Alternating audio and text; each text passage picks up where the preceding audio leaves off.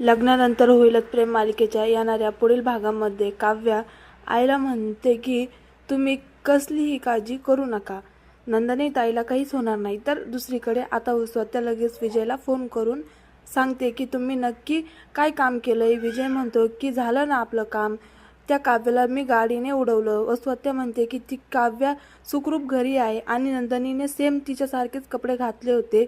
याचा अर्थ तुम्ही काव्याऐवजी नंदनीचा ॲक्सिडेंट घडून आणला.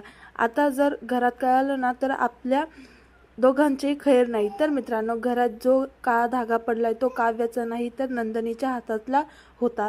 तर नंदनी रस्त्यावर पडलेली असते, पण मात्र सगळेच लोक आता ॲम्ब्युलन्सची वाट बघत असतात. तर जीवासुद्धा तिथेच असतो, पण त्याला जराही कल्पना नसते की तिथे नंदनी पडली आहे. गर्दी बघून तो जवळ येण्याचा प्रयत्न करतो, पण मात्र तेवढ्याच तिथे उभा असलेला एक व्यक्ती त्याला म्हणतो की बघा ना ॲम्ब्युलन्स आली का. त्यात मेजिवा पुन्हा मागे वळतो आणि तो नंदनीला बघू शकत नाही. तर नंदनीची हालत खूपच गंभीर झालेली असते.